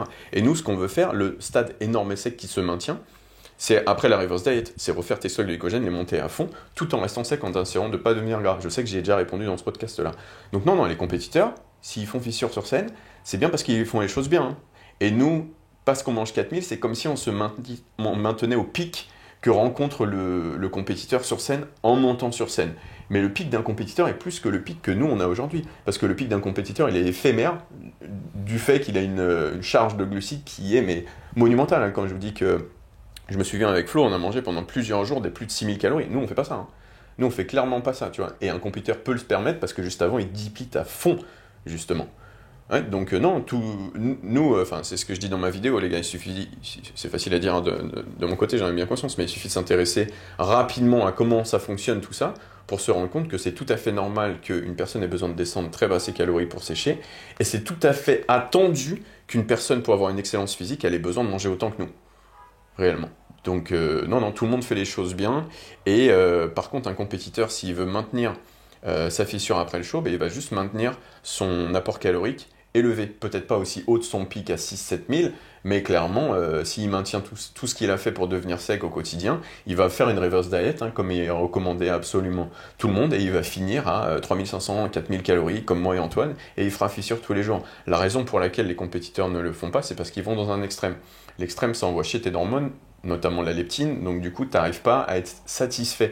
Ta satiété, elle est jamais checkée à la fin des journées. Du coup, tu binges. Du coup, bah, tu deviens gras, et du coup, bah, tu as l'impression que nous, on est des enfoirés et on triche. Alors que non, au final, c'est juste un chaos qui a été créé par l'extrême. C'est pour ça que je vous recommande pas de faire de la compétition et d'aller chercher la shred. Et sans aller chercher l'extrême, tu peux justement avoir quelque chose de stable, maintenable. La fissure. Voilà pourquoi on est là aujourd'hui, les gars. Ouais. Si tu veux en rajouter. Finalement, c'est comme tu avais dit, hein. Tu vois, souvent les gens ils vont dire, ils ont l'impression que le bêta-beau d'un compétiteur et d'un mec qui fait pas de compète, il est différent. Maintenant, ça fonctionne pareil. Comme a dit Lucas, finalement, c'est juste son objectif de sèche qui est sûrement différent du tien, vu qu'il vise un extrême, ce qui est pas forcément toi, ce que tu as en tête. C'est uniquement là la différence. Et c'est vrai que moi, c'est pour ça que je ferai jamais de compète finalement, parce que ouais, j'ai la flemme de descendre jusqu'à 1500. Enfin, c'est anecdotique, mais moi, mon total le plus bas ever, c'était 2800. Parce que je visais pas sèche de compète en fait. Et, j'aime bien manger. Et au final, un autre truc qu'on pourrait ajouter, beaucoup de compétiteurs avec des anciens modèles font beaucoup de cardio et mangent peu. Et effectivement, c'est pas forcément le truc le plus smart de faire beaucoup de cardio et de manger peu pour avoir un métabolisme qui est développé, donc qui permet d'avoir un peu de confort et de l'énergie éventuellement et continuer à sécher. Donc aller dans des extrêmes avec 2h45 de Stairmaster et 1500 calories dans l'idée de créer un déficit, ouais, probable qu'il y ait mieux. Ça peut marcher, mais probable qu'il y ait mieux, plus efficace et que ça t'empêche de perdre autant de muscles. Donc oui, il faut pas se dire non plus qu'une personne, parce qu'une personne fait de la compétition, elle a tout compris. Non, c'est pas vrai. Même les bodybuilders professionnels, hein. Pour le coup, c'est pas parce qu'un bodybuilder est passé pro que c'est le roi de la sèche. Hein. Ne pensez vraiment pas ça. Hein. La génétique, ça prend beaucoup trop de place dans l'équation de l'excellence physique en bodybuilding, hein, pour le coup. Donc oui, il y a des méthodes plus efficaces que d'autres, il y a des méthodes plus confortables que d'autres. Néanmoins, effectivement, si tu veux créer un déficit, tu arriveras toujours à créer un déficit. Et le problème, c'est qu'on devient, c'est ce que je dis souvent, on devient extrêmement résilient et par moments, on en oublie, on n'arrive même pas à songer au fait que ce qu'on fait, c'est stupide parce que ça marche, mais on prend tellement cher dans la gueule qu'au final, on maintient pas justement tout ce qu'on a mis en place pour arriver à destination et on perd tout juste après. Bref, je me répète, mais ouais, faites pas ça. Il est riche, ce Q&A. Ouais, il est riche de ouf, ouais. Comment contrer l'impression d'être observé comme un clown, un singe à la salle? Pourquoi je la pose à Antoine, cette question? Parce que c'est notre monde, ça. Et depuis toujours, et probablement le vôtre aussi si vous commencez à faire fissure. Donc comment contrer l'impression d'être observé et la malveillance max dans les salles? Parce que tout le monde est en train de baliser sur ton physique. C'est une bonne question, gros, parce que je sais même pas si j'ai réussi à la résoudre à 100%. En fait, ça va dépendre à quel point t'es dans un bon state émotionnel, je pense. Parce que moi, c'est ça aussi que j'avais remarqué finalement, c'est ce que disait Lucas, c'est que des fois, je trouve, je me fais tellement mal regarder que limite, j'arrive à la salle, mon objectif, c'est de me barrer le plus vite possible, parce que je me sens pas à l'aise. Je fais juste ce que j'ai à faire parce que j'ai des objectifs, mais finalement, je prends pas trop de plaisir. Donc, je te dirais quoi, c'est en fait, va falloir être hyper fort sur comment tu places ton attention. Finalement, tu vois, en fait, il faut que tu arrives à faire abstraction des regards un peu malveillants. Et tu fais ça comment? Bah déjà, écouteurs, en faire dans les oreilles, Muscle Pump Monster. Et tu sais quoi, tu te focuses sur toi, ce que tu as fait dans ta séance. Tu sais quoi, genre, dès que tu as une pensée parasite, là, tu te dis, ok, non, vas-y, ça, je m'en fous, ce mec, il me regarde mal, c'est pas grave. Tu sais ce que tu as à faire. Et finalement, t'as pas grand-chose à faire, gros, en vrai. Hein. Finalement, cette impression de passer pour un singe, bah ouais, en fait tu pourrais pas trop en fait tu peux pas trop l'éviter quand tu vas en salle de sport, c'est ça le délire. Hein. La vraie solution c'est quoi? C'est t'es giga riche et t'es un méga MJ, mais du coup tu t'entraînes tout seul et personne te fait chier. Mais si tu vas dans une salle low cost avec genre la terre entière à l'intérieur, bah ouais forcément tu vas avoir des vieux regards. Donc finalement c'est juste que t'acceptes, tu vois, tu te dis ok. Et en fait ouais non je te dirais quoi? Je te dirais aie de la compassion. Finalement, à chaque fois que je commence à être trigger, je me dis non, gros, t'es un monk et de la compassion. C'est juste qu'ils n'ont pas été exposés aux mêmes informations que toi, donc ils n'arrivent pas à comprendre. Ils te prennent pour je sais pas quoi, mais en vrai, tu t'en balèques. Finalement, toi, tu fais ça pour toi, donc la seule validation dont tu as besoin, c'est la tienne. Ok, tout à l'heure j'en parlais en consultation, donc je pense je pense que ça peut intéresser. Il y a souvent un combat permanent des activités en musculation.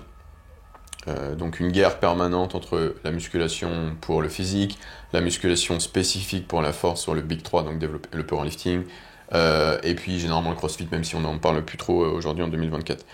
Donc, Antoine, je sais qu'il a la réponse, j'ai 100% confiance à ça. Votre avis sur le soulevé de terre bench deadlift, la SBD, pour faire fissure?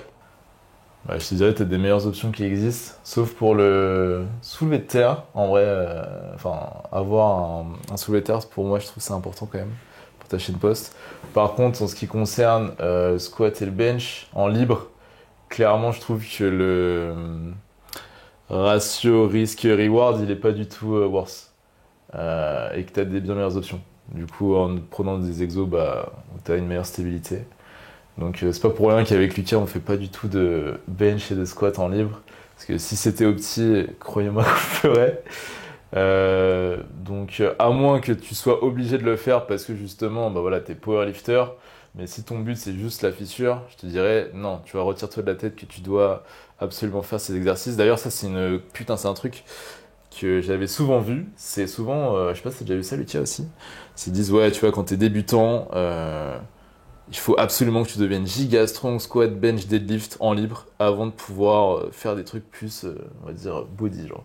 Mais je sais pas d'où ça vient cette croyance, mais si jamais tu avais cette croyance limitante en tête, retire-la toi de ton cerveau tout de suite parce que ça va juste te ralentir, voire te blesser. Ce qui est encore pire. Ok, bah c'est pas ça que je voulais dire du coup. Donc je vais pouvoir rajouter encore un truc sur ça, si tu me le permets.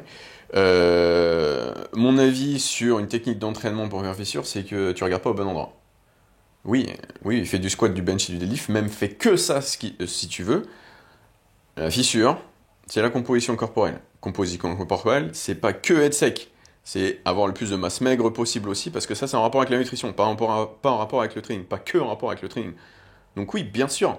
Tu vois, je me souviens, c'est Pana qui mettait en avant son physique de ouf en faisant principalement que du squat, du bench et du deadlift. Oui, 100%, il a un physique de ouf en faisant principalement que du squat, du bench et du deadlift. Pourquoi? Parce qu'il est giga sec. Et parce que probablement, je l'imagine, vu son niveau stratosphérique, il a une nutrition qui est pas dégueu. Tu vois, ça m'étonnerait pas que Pana il traque ses macros, tu vois. Donc oui, absolument. SBD, power building, c'est quoi, même CrossFit pour faire fissure si tu veux, pas de souci. Mais est-ce que tu as une composition corporelle qui te permet de voir ce sur quoi tu travailles, et est-ce que tu manges le plus possible sans devenir un nuage? C'est ça la fissure en fait les gars, c'est pas le type d'entraînement que vous faites. Low volume, high volume, medium volume, drop set, en sous tension, tous ces trucs. Oui, il y a des meilleures méthodes que d'autres pour l'hypertrophie, mais comme on l'a vu, l'hypertrophie, c'est le bout du tunnel, les gars, en vrai. Hein. Et vous avez 80% de taf à prévoir avant ça. L'environnement, on en parle depuis le début, là, tu vois. Que ce soit physique ou autour de toi, comme je disais, ou même digital. Donc, la fissure, les gars, c'est être sec et bien manger, hein, réellement. Tu pourrais... Non, c'est pas tu pourrais, c'est on le voit tous les jours. Bon, même si, bien sûr, on en a déjà parlé dans un énergie trottoir... Il y a des entraînements en salle qui sont faits aussi, mais tu pourrais ne pas être en salle de sport du tout, voire presque ne pas faire de musculation du tout, à peu près, et faire fissure au final, quelque part. Moi, je vois bien un mec qui fait que des pompes, street workout, des skills, des tricks, donc même pas pour la musculation, hein, même pas pour le développement, pour son skill en street workout, même un gymnaste qui fait pas de renforcement musculaire, et c'est juste il travaille ses skills je sais pas moi, de trucs de gymnaste, avoir un physique de ouf. Pourquoi? Parce qu'il est sec et il mange le plus possible sans devenir gras, donc sans être un surplus qui n'est pas désiré. Donc oui, absolument, tu peux faire du SVD et complètement faire fissure. Regarde pas en fait, c'est simple. Ouais, c'est ça que je voulais dire. Nice. Mais ouais, clairement, c'est la comp. Mais même, tu sais quoi, genre dans les sports, si tu regardes les sports de haut niveau, vraiment, tu vois, les athlètes qui sont considérés comme esthétiques, c'est toujours lié à leur comp. Tu vois, c'est pour ça, souvent, même, t'entends des meufs dire, ah ouais, moi, les mecs, ils font de l'escalade, je kiffe trop leur dos, parce que, bah ouais, ils sont gigalines, parce qu'à mon avis, c'était giga gras pour monter une falaise, c'est pas opti. Par contre, tu vois, potentiellement, un sumo, bah, il a beaucoup plus de masse que le mec de l'escalade, mais il fait pas fissure. Les fissures. Je prends deux extrêmes, mais voilà. C'est à toi, bon. C'est à moi, ok. Tu m'as mis un gros vent, d'ailleurs. Je te tenais le portable pendant 10 secondes. Ah merde, putain, désolé. Rocco Shoes pour Steps, marre des cloques, ouais moi aussi gros. Si vous avez des recos, dites-moi. Prends des petites chaussures nuages là, tout. Michel avait une bonne âge, je crois. Mettra le lien dans sa bio. Putain, j'aimerais bien. Petit sponsor shoes. Putain, mais pourquoi j'ai pas de marque de chaussures trop confis qui me contactent en fait? Par contre, commencez pas à acheter tous les mêmes pompes que Lucas, ça va être cringe, gros. Ça va me faire cirer ça. Rêve shoes, c'est trop. Rêve shoes. Rêve jogger, rêve shoes, rêve débardeur. 0 step, j'ai faim, il est 15h, envie de sauter. Moi, c'est le 0,7 qui donne envie de sauter, sachant qu'après je sors. En plus, je suis pas hyper actif moi, pendant mes trucs. Ouais. Je suis en train d'écouter comme un bot. Full dream, là. Oh, je t'aime. De ouf. Comment expliquer à ses parents que j'ai besoin de traquer ce que je mange? Entre parenthèses, j'ai 17 ans. Vraiment, là, je te le fais. Ok.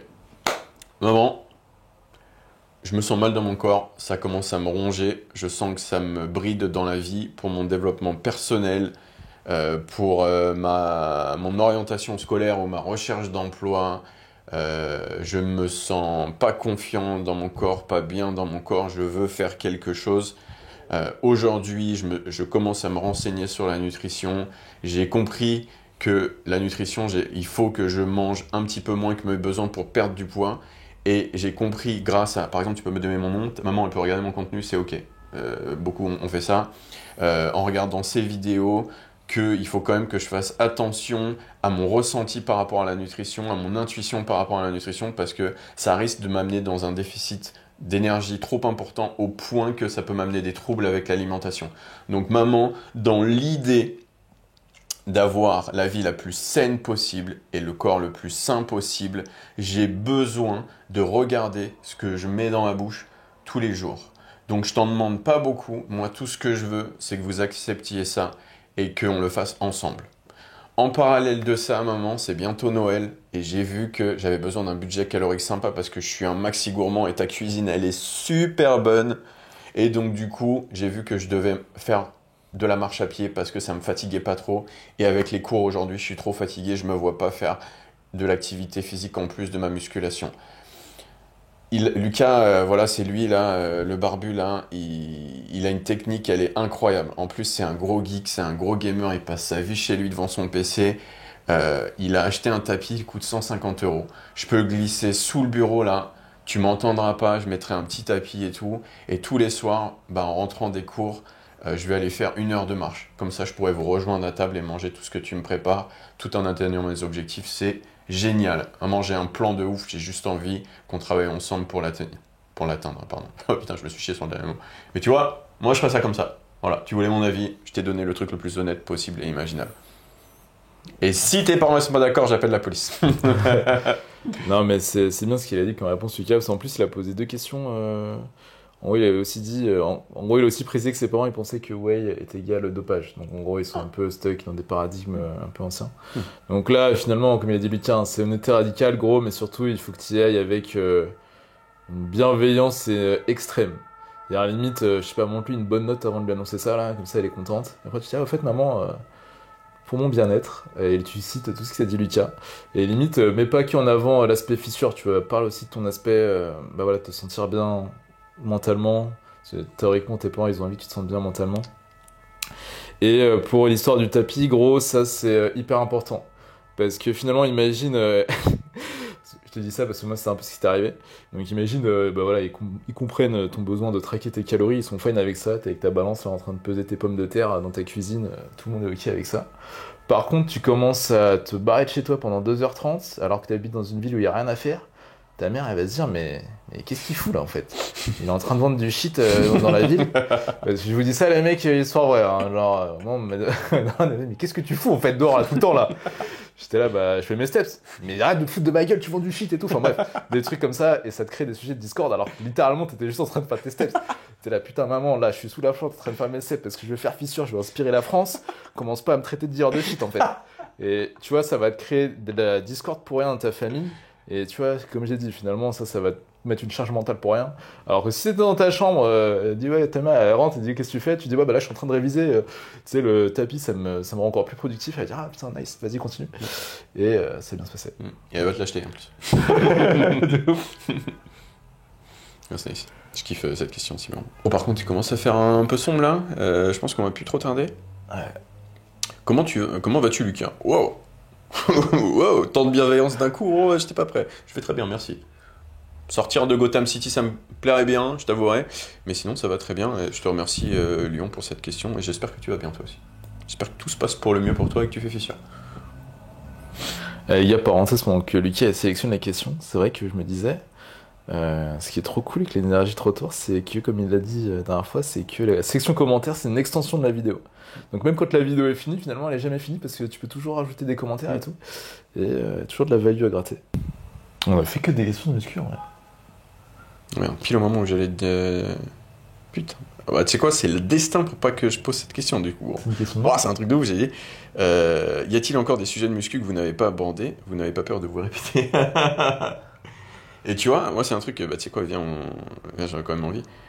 Je n'ai pas peur concernant le sujet de la musculation parce que réellement, là avec Antoine, je pense qu'aujourd'hui on sera d'accord, on n'a pas abordé un seul sujet de musculation qui nous ennuie. Où on peut pas apporter quelque chose de bateau en rapport avec tension, longueur, étirement, tension de contraction, etc. Tous les trucs casse-couilles comme ça, ouais, c'est sûr, on n'en fait jamais, donc on n'en fait jamais parce que c'est super relou et ça parle à une personne dans la vidéo, ouais, on s'en fout, tu vois. Nous, on a compris que l'environnement c'était plus important, donc on parle, je pense, hein, moi c'est ce que je vois comme ça, on parle de tout ce qu'il y a autour de la musculation, mais en rapport avec la musculation. Principalement aujourd'hui, effectivement, on parle pas trop de meufs et tout aujourd'hui. Moi j'aime bien, hein, pour le coup, hein, j'aime bien qu'on parle de musculation, tu vois. Mais du coup, moi j'ai pas peur, déjà j'ai pas peur de me répéter parce que bah, je suis créateur de contenu, ma vie c'est me répéter. C'est quoi, j'ai des consults tous les jours et je me répète tous les jours, donc non, j'ai pas peur. Et au niveau des sujets, en fait, bah déjà non, et parce qu'il faut se répéter, hein, c'est comme ça que l'information rentre au final. Et bah, l'environnement autour de la musculation peut y avoir tellement de sujets. Il peut se passer tellement de trucs dans vos vies, les gars, sachant que c'est vous qui posez les questions, hein, c'est pas moi qui choisis, hein, qu'au final, bah non, vous êtes un peu notre source d'inspiration pour apporter du contenu. Donc en vrai, tant que vous nous sortez des scénars de ouf, nous on aura du contenu intéressant, je trouve en tout cas, avec de la valeur ajoutée à partager. Donc non, j'ai pas peur du tout. Non. J'ai pas peur du tout. Mais effectivement, on parle jamais vraiment de musculation. Comment muscler ses biceps, etc. En vrai, il pourrait y avoir de la valeur là-dessus. Hein. On le fera de temps en temps. Hein. Tu vois, là, je pense aux biceps, sélection d'exercices et tout. En vrai, on dit que c'est chiant, mais ouais, je sais que ça peut sauver un bras, tout ça. Donc, par moment, on en fera, c'est sûr. Je suis mort. La question, c'est Lucas, tu préfères pas les colombiennes plutôt que les brésiliennes? En l'occurrence, je pense que si. Pour te répondre, oui, effectivement, je pense que je préfère les colombiennes aux brésiliennes. Ouais. Bien vu. Intéressant, ça. L'identité est-elle le résultat de notre paillage? Question parce que c'est méga intéressant. Et effectivement, c'est comme j'ai dit dans ma dernière vidéo, finalement, vois ton esprit gros comme ta shape en fait. Dis-toi, tu vois, que toutes les informations que tu consommes, c'est des calories, des macronutriments que ton cerveau, ton esprit va ensuite métaboliser. Et tout ça, ça va venir constituer du coup ton système de croyance interne qui constitue ton identité. Donc en gros, c'est ta façon de penser, ta perception du monde, en gros, grosso modo.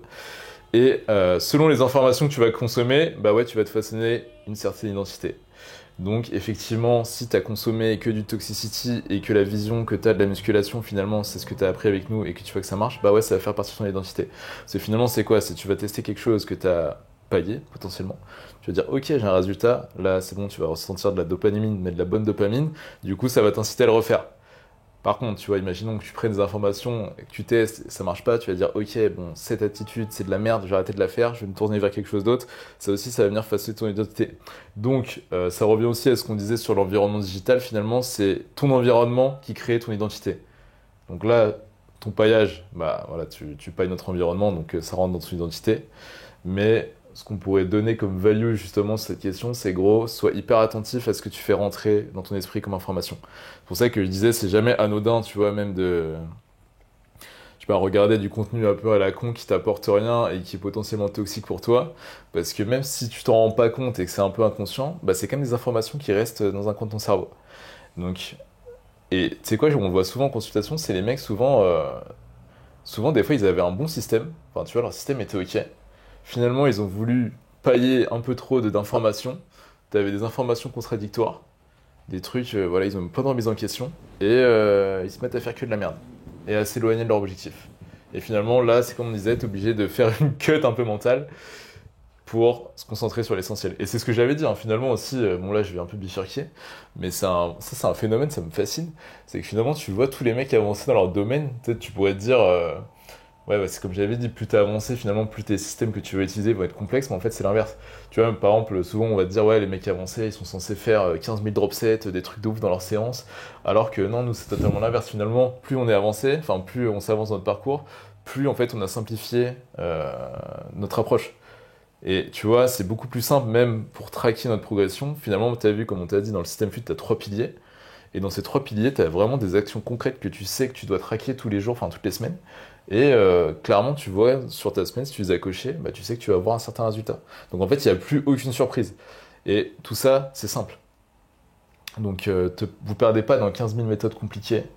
Le mec, à la base, il me parlait d'identité, mais j'avais envie de raconter ma vie, les gars, c'est comme ça. Mais tranquille. Je laisse pas le choix, de toute façon. D'ailleurs, écrit un livre sur un système où coécrit avec Antoine serait un banger. Vas-y, on note.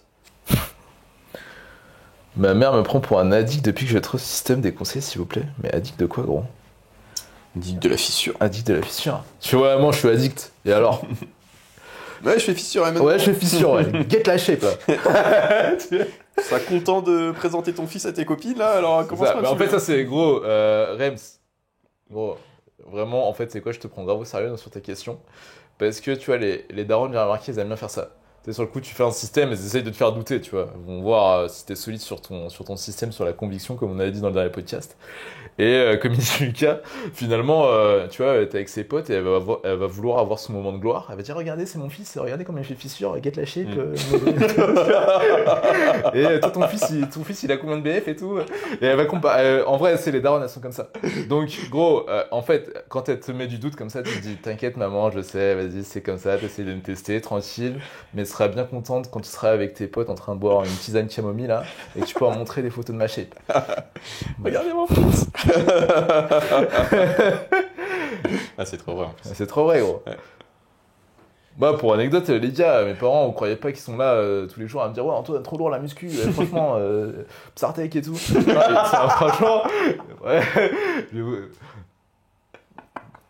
Il y a tout le monde s'en branle. Bah, non, ils s'en branlent clairement. Par contre, c'est vrai, dès qu'ils sont en société, c'est un peu un token social, comme dit Lucas. Alors, il disait, regardez mon fils, il fait du sport et tout, et ils sont contents. Donc, ouais, tu vois, même si elle te met du doute là comme ça, quand t'es en off dans les murs de ta maison, sache que t'inquiète, t'auras ton moment de gloire ainsi. Ça fait débat.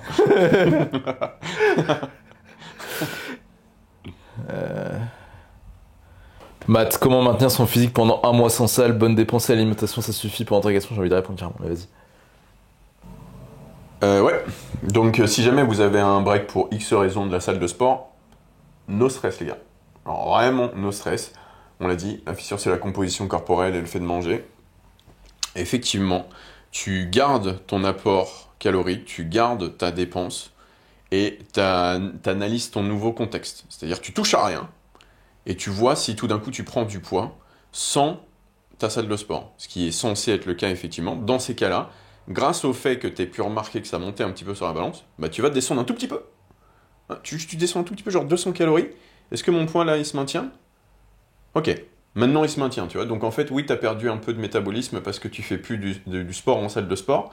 Et du coup, bah, forcément, je brûle un petit peu moins, donc je dois manger un petit peu moins. Mais souviens-toi, un beau physique, même sans muscu, c'est un physique qui mange le plus possible, tout en étant une composition corporelle qui lui plaît. C'est ça un beau physique quand même. Par contre, c'est pas parce que tu vas pas en salle que tu peux pas faire de sport. Ouais. Donc, c'est cool, c'est quoi? T'as 2 pieds, t'as 2 mains. Oh, c'est incroyable pour faire de la musculation dehors, gros. Donc, t'as vu à chaque fois que tu pars en vacances, comme ça, rien ne t'empêche de faire des tractions sur la terrasse. Chose que j'ai toujours fait dès que je pars en vacances. Et donc, contre un mur, hein, clairement, c'est pas top, ça nique les bras, mais bon, vas-y, c'est pas grave. Et faire des pompes, faire des dips, c'est là où tu trouves. Rien ne t'empêche de scouter un peu les environs sur Google Maps, voir s'il n'y a pas un petit parc avec des barres parallèles ou un truc comme ça. Et au final, t'es en vacances pendant un mois en été ou autre.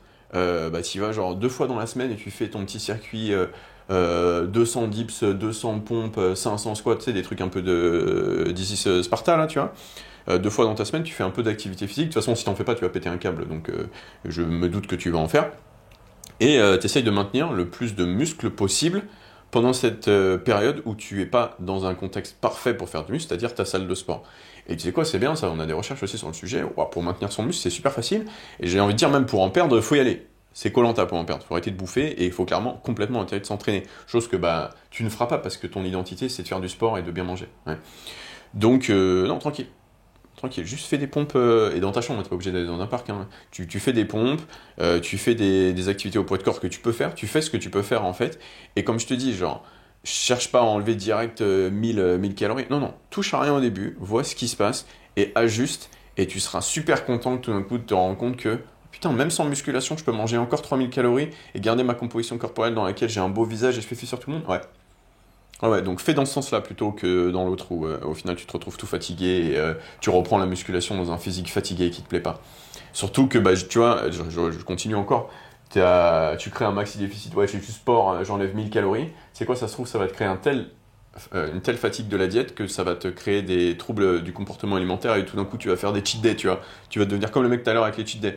Ça, c'est définitivement pas ok. Et le moyen de ne pas faire des cheat days, c'est de pas envoyer chier ces hormones notamment sans créer une fatigue trop importante avec un déficit trop important, typiquement de 1000 calories qu'on vient de te donner, tu vois. Donc de manger toujours en toutes circonstances le plus possible. Sans devenir un nuage. Ouais. Ouais, voilà, tu vois, si t'as pas la salle, finalement, tu peux quand même te concentrer sur les 2 premiers piliers parce que t'as pas besoin de salle. Et il faut que tu sois impitoyable dessus. Parce que, comme on dit depuis toujours, finalement, ce qui t'intéresse, toi, c'est de maintenir ta composition corporelle. Et même, c'est quoi, tu pourrais même améliorer ta composition corporelle, tu vois, même comme ça. Et pour tout ce qui est vacances pendant un mois où t'as pas accès à des salles, moi, je sais qu'à l'ancienne, je faisais ça. C'est je prenais des anneaux de gymnastique. Comme ça, tu peux faire des dips, des pompes, tu peux les accrocher, faire des tractions et tout. Ça, c'est un truc, je le glisse vite fait, hein, c'est les fins de truc, donc je me permets. Penses-tu qu'il faut toujours, tu vois, les doomers de plus 40 ans, donc se mettre en mode doom, pardon, je voulais dire, à plus de 40 ans par rapport à la musculation, ça c'est révolu. C'est résolu, pardon. C'est révolu, comment on dit ça? Ça c'est terminé, ouais. C'est terminé parce que j'arrive. Les bros, j'ai 35 ans bientôt. À 40 ans, je vais faire fissure, mais comme vous n'avez pas idée. À 50 ans, je fais fissure comme vous n'avez pas idée. Moi, je suis en train de préparer les futures générations. Hein. Et ma génération, c'est les futurs 50 ans pour le coup, tu vois. Je peux vous dire que cette histoire d'âge et de fissure, non. La raison pour laquelle des gens d'un certain âge ne font plus fissure, c'est pas le contexte hormonal, hein. C'est le contexte de vie. C'est que tout d'un coup, tu as 6000 trucs qui te tombent sur le dos qui fait que tu n'arrives plus à prendre du temps pour toi. Mais tu sais quoi, nous, notre identité, elle est tellement forte et on est tellement organisé, tellement smart et on sait tellement quoi regarder, puis on a un tapis à la maison, que c'est impossible de pas faire fissure parce que ça, c'est plus notre identité. Peu importe que tu aies 6 gosses ou autre, hein, toi, tu as besoin de te sentir bien pour être bien avec tes gosses, ouais. Fais pas cette erreur, tu vois. Donc, moi, j'arrive. Je vais révolutionner le game des 40, des 45, des 50 et tout d'un coup, bah, ce sera, je l'espère en tout cas, une petite norme, on va dire. Donc j'ai envie de dire la norme, mais j'ai bien conscience que non, mais que les règles ne changent pas pour du 30+, du 40+, du 50+, c'est quoi, du 60+. 70, peut-être on verra au niveau du poussé lourd, parce que là tu utiliseras que des poulies, mais tu feras toujours fissure. Moi c'est ma vision pour le coup, et je sais exactement comment faire, et je vais le faire, et je vais vous le partager. Sachez que le prime de Lucas est infini, les gars. Le problème est infini, ouais. Ma patience par contre, elle est pas infinie, ouais. J'ai rigolé au début parce que je pensais que t'allais dire ouais 6000 gosses, en fait tu disais 6000 trucs à faire. Je me dis oh putain il a vraiment lâché ça. Tiens, je me pose une question aussi, 14-15 ans de muscu, quelle est ta meilleure période, ambiance, air, meilleurs souvenirs, etc. Maintenant les gars. Ouais, de ouf. J'ai jamais autant vibé, autant kiffé l'aventure musculation que maintenant, alors que j'en ai jamais eu autant si peu quelque chose à foutre. Tu vois, si ça doit vous donner une leçon de musculation, ça, je pense que c'est pas mal. Parce que maintenant, je sais quantifier ce qu'il faut que je fasse pour maintenir mon excellence physique qui me fait kiffer ma musculation, qui me permet de kiffer ma musculation, tu vois. Je me pose plus du tout de questions. Et donc c'est clairement maintenant, et c'est grâce à toute cette accumulation d'informations que j'ai eue au fur et à mesure des années, et puis ma curiosité, on va dire. Donc clairement maintenant les gars, hein. J'en ai vécu des trucs cool en musculation, hein. Je kiffais bien au début la musculation, power building et tout, etc.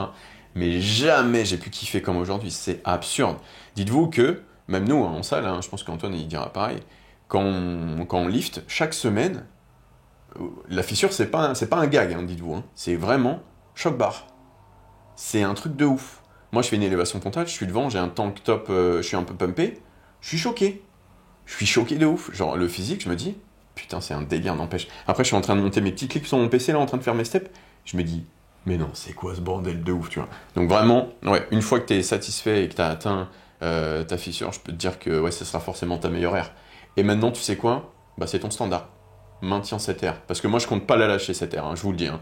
Je compte pas me barrer de ce bien-être absolu que je ressens aujourd'hui, qui est encouragé par ma routine de vie. Donc, ouais, nice question. Ouais, clairement. Attends, j'ai essayé de te trouver une question parce que je me pose des questions depuis tout à l'heure, c'est pas carré ça. Voilà, on a changé le concept de la Q&A, les gars. Lucas, il sélectionne les questions, il les répond lui-même. Et moi, je suis là à côté, bah, voilà, pour vous divertir pendant qu'il cherche. Donc, en fait, je suis un peu le singe et tu vois, Lucas, il lance des cacahuètes comme ça pour vous divertir. Petit caméraman thaïlandais là. Je suis caméraman thaïlandais. Une petite anecdote, les gars, c'est au début, Je te raconte ou pas? Ouais, c'est marrant, ouais.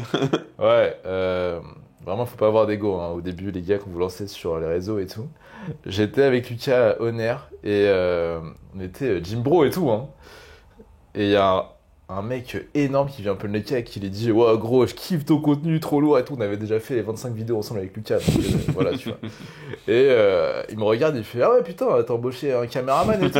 Genre en mode, du coup, avec. Full bienveillance en plus, le mec. Full bienveillance, tu sentais qu'il était sincère. En mode ouais non mais lui impossible qu'il s'entraîne avec toi gros, lui c'est juste le Thaïlandais qui prend des clips là. Donc voilà, du coup, c'est marrant. En vrai ça m'a fait grave rigoler parce que le mec il était gigantesque et tout. Ouais, Oui c'est pas le caméraman. Ouais, c'est vrai. Putain les gars, heureusement que le tapis ça existe, je vois il est 16h, il fait déjà nuit. Ouais, carré. Moi je suis pas sorti de la journée là. C'est que toi qui réponds à des questions. Ah depuis tout à l'heure. T'as fait 3 Ah non, la pizza, mais 3 ouais, questions. carré, c'est pour ça que j'essaie de me rattraper là. En fait je cherche vraiment un truc closing là. Eh gros, j'ai mis ton gruyère dans ton frigo. Nice. J'ai ouvert, on a le même frigo. Il a une botte d'haricots verts, une botte d'haricots rouges. Je fais ah putain. Je suis mort. Oh ouais, c'est archi marrant. J'ai ouvert, je fais. Ah oui, il y a juste des fibres dans son frigo, chaque bar. Il y a des fibres et du coca. Ouais, trop marrant. Ouais, j'avoue. Bah, il y avait les deux boîtes juste à côté. En plus, vas-y, t'es comme moi, t'as un putain de rat, gros. T'as même pas pris les bons duels, t'as pris la marque la moins chère là. Ah ouais, Putain, putain. ça me sert à aller chier, je vais pas mettre un SMIC là-dedans, gros. Les gars, mettez pas des gros yéblards dans les haricots verts et les haricots rouges. Parce qu'en vrai, finalement, j'avais remarqué que tu prennes du marque premier prix ou un peu plus cher, ça change que dalle. Néanmoins, à un moment, j'ai pris un truc genre Giga Chip, donc marque de la boîte. Et bon, je me suis tapé une vraie forêt dedans. C'est-à-dire qu'il y avait des troncs d'arbres. Ah ouais? NGL, il y avait des troncs d'arbres, bon. Et genre, tu sais, c'est super dangereux parce que moi, mes haricots verts, je les mange comme s'il n'y avait pas le lendemain, tu vois. Genre, je prends une scoop. C'est moi, ça m'est arrivé. Tu sais, des fois, ouais, c'est ça. Ouais. Tu commences à manger tes trucs en inconscience, là. Et après, t'as une espèce de tronc qui reste keblo, là. Ta gorge, tu te dis, putain, merde, je vais vraiment mourir sur ça. Je vais vraiment crever sur ça. Wow. Et tu vois, ça, je l'ai relevé à chaque fois que j'ai pris un truc giga chip. Donc, cheap, mais pas trop quand même. Bon, ok, ouais, les gars, prenez quand même pas le plus cheap. Alors, Ouais, parce que legit, il failli crever plusieurs fois sur ça, en fait. parce que là, la boîte d'haricots verts que j'ai vue dans le frigo de Lucas, tu sais, c'est un peu l'équivalent des Red Bull que tu trouves à Lidl, c'est qui s'appelle King Kong, genre. C'est un peu ça, le délire. Ouais, j'avoue, c'est quoi? C'est un Carrefour City, je crois. Carrefour. Ça va encore, Carrefour, c'est carré. Et un jour, j'avais pris un truc à Inter, là. J'avoue, la marque a été suspecte. Le prix aussi, il était suspect, en fait. Ah, j'avoue, mes haricots rouges, gros, ils font flipper. Je les ai vus dans ta vidéo, en plus. Ah, j'avoue, la marque, je la connaissais pas. Un peu connu au bataillon. De toute façon, je sais pas si c'est un closing, ça, mais que faire quand ton gym bro trust plus son expérience que la science? Bah, laisse-le faire ce qu'il veut, et toi, de ton côté, applique ce qu'il faut, et inspire-le de par tes résultats. Parce que ça, c'est un truc, les gars, si vous n'avez pas les résultats de ce que vous voulez démontrer, bah, c'est normal que les gens, ils vous écoutent pas encore. Donc, tu sais quoi, dis-toi, vas-y, chill. Déjà, je vais me sauver moi-même, c'est déjà bien. Parce que finalement, si le mec, il est beaucoup trop, tu sais, il a trop attaché son identité à sa façon de s'entraîner, il se dit, ah ouais, non, c'est ça et rien d'autre. Gros, tu vas perdre beaucoup trop d'énergie mentale à essayer de le convaincre, alors que tu as déjà des trucs à faire, par exemple appliquer le système fluide. Donc tu auras plus intérêt, je trouve, à te concentrer sur toi, à te dire ok gros, fais ce que tu veux, si ça te rend heureux. Et toi, tu vas commencer à faire fissure, il va se dire ouais, c'est quoi ce bordel? Et là, c'est lui qui va te poser des questions carrément. Et t'auras, ouais, bah du coup, tu lui répondras parce que c'est ton pote. Voilà. Et quelque part, même si lui, il se base pas sur de la recherche pour créer son programme, etc., tu auras forcément des choses à tirer de son programme et de son approche s'il fait fissure. Quelque part, et vous savez, la science elle se rejoint toujours avec les résultats. Donc, tu vois, ton pote, ça se trouve, il a pas regardé de papier, mais il fait beaucoup. Et toi, tu vois qu'il a un physique de ouf. Pourquoi il a un physique de ouf? Parce qu'il fait beaucoup. Qu'est-ce que nous dit la science? Le volume, c'est le premier driver d'hypertrophie. Ah ok, mais en fait, c'était marqué sur le papier. C'est juste que moi, j'avais pas réussi à interpréter cette donnée comme il le fallait. Lui, il s'en battait les... Mais il l'a fait quand même, tu vois. Ouais, et c'est vrai que, tu vois... Nice. Méditation, pleine conscience, ça dit quoi? Gotham City, déménagement... Et c'est vrai que j'ai limite appris beaucoup plus des profils brosse science, tu vois, qui appliquaient plein de choses et du coup qui avaient des résultats. Et du coup, j'essayais de discerner, ok, ce mec, visiblement, il s'est jamais intéressé, enfin, il a jamais ouvert un bouquin de sa vie, mais il a un physique énorme. j'essaie de capter du coup à quel principe ça se référait à chaque fois. Et finalement, tu vois, j'ai beaucoup plus de, je dirais, d'affinité avec un mec comme ça, tu vois, un mec de la broscience qui clairement, il me parle comme un bro, mais qui a un bon physique, des bons résultats. Parce que finalement, pour moi, tu vois, ce mec, il a plus compris la musculation qu'un mec tennisman. Donc, c'est-à-dire, quand je dis tennisman, les gars, c'est-à-dire un gars clairement qui fait pas fissure. Tu vois, mais qui te donne des grands conseils de muscu et qui te regarde un peu avec un air hautain du style, ouais, gros, la science dit ça. J'ai pas de physique, j'avoue, je sais pas, j'ai pas testé, je sais pas si ça marche vraiment, mais je sais que ce mec-là, il a l'air smart, il l'a dit. Là, je te le répète, je sais parler anglais ou je sais utiliser Google Traduction. Et finalement, c'est suffisant pour me proclamer autorité dans le fitness, par exemple. Là, on dirait que je troll quand je dis ça, les gars, mais si vous regardez, c'est exactement ce qui se passe en fait. Ça existe. Donc, en fait, et ça, c'est quoi? C'est même révélateur d'un principe pas que en musculation, mais tu vois, savoir des choses, c'est-à-dire avoir lu des informations, à partir du moment où tu n'as rien fait avec cette information, tu n'as pas compris le principe qu'il y a derrière. C'est-à-dire, tu vois, tu as beau lire quelque chose, tu vois, potentiellement c'est vrai, mais toi, tu n'as pas eu d'expérience directe, donc c'est-à-dire toi-même, ou alors même sur d'autres gens à qui tu as fait tester le truc, bah, tu peux pas vraiment avoir compris un principe si tu n'as jamais vu de résultat avec ce que tu as lu. Donc, et en musculation, ce qui est cool, les gars, c'est que tu peux pas tricher sur ton physique. C'est-à-dire, soit tu fais fissure, soit tu fais pas fissure. Donc, c'est pour ça que moi, j'ai toujours eu du mal avec les approches de mecs genre ultra scientifiques. Et souvent, c'est ceux qui ont le plus d'ego, j'ai l'impression. C'est-à-dire que tu vois, ils vont trash talker un peu tous les mecs qui font de la merde, alors que potentiellement, ce mec, il l'éteint physiquement. Donc, gros, tu vois, un peu d'humilité, mon frère. C'est-à-dire, ok, t'as lu des bouquins, c'est cool, tu sais lire des articles en anglais, mais t'as pas de physique. Ton physique, il est claque-barre. Ton physique, il est claque-barre. Donc pourquoi tu vas venir chier sur le mec qui, ok, il fait 50 séries sur ses pecs dans la semaine, mais il est énorme? Bah ouais, gros. Tu vois, lui, au moins, il a un physique. Au moins, tu vois, il est dans l'action, il fait quelque chose. Et moi, j'ai toujours eu plus d'affinité pour ce genre de mec. C'est pour ça, tu vois, c'est comme j'avais dit, à l'anecdote au Master Poulvet. Mais voilà, c'était ce genre de mec. Tu vois, ils étaient pas dans la science, ils étaient énormes. Et tu sais, quand j'ai commencé à leur parler de ça, ils me regardaient en mode, mais gros, mais. Ferme ta gueule et mange. Ouais, c'est ça. Écoute, tu me parles, mon frère. Arrête de nous raconter ta vie, en fait. On s'en bat les couilles. Donc, ouais. Pour ça que les résultats, c'est important. Encore plus en musculation, les gars. Parce que finalement, tu vois, quand vous commencez la musculation, c'est pas pour devenir, je sais pas, les prix Nobel de sciences ou quelque chose. C'est parce que vous vouliez faire fissure. Donc, ouais, assurez-vous que vos mentors, ils fassent fissure. Pour ça, les gars aussi, des fois, là, tu sais quoi, je vais être toxique aujourd'hui, là, parce que j'ai pas été assez toxique. Let's fucking go. C'est que en consultation, des fois, je vois des mecs qui ont pris des coachs, qui ont suivi des programmes. Donc, t'as l'impression qu'ils sont super bien ficelés, tu vois, les programmes, c'est science-based. Et du coup, ils viennent me voir en consul parce que forcément, ils sont pas satisfaits des résultats qu'ils avaient avec ce programme-là. Et des fois, je regarde le prog, je dis, mais. Je regarde le mec qui a fait le prog, je dis, gros, explique-moi. À partir de quel moment t'as mis ta carte bleue là? Genre, il ressemble à rien ce mec. Tu vois, genre, je dis, toi, gros, il a même pas réussi à se transformer lui-même. Comment tu veux qu'il te transforme toi, gros? Donc, ouais, les frères. Puis tout à l'heure, on parlait de vision quand même. On parlait de vision, gros. Surtout en musculation. Tu vois, là, on parle pas de guitare. Tu vois, la musculation, c'est vraiment, ouais, c'est pour améliorer ton physique. Donc, gros, si ton mentor. C'est comme ça avait dit, gros. C'était plus stock que ton coach. Ouais, c'est une scam, gros. Un scam. Tu vas pas donner des thunes à un mec qui est moins stock que toi pour te transformer physiquement, c'est con. Voilà. Non, c'est good. Ouais, j'avais envie de trash talker des gens. Je sais plus c'était quoi la question, mais nickel. Et maintenant, ça va être ça, les canets. Ah ouais, grave intéressant la question. Moi, d'ailleurs, je voulais vous raconter. Peace, les gars.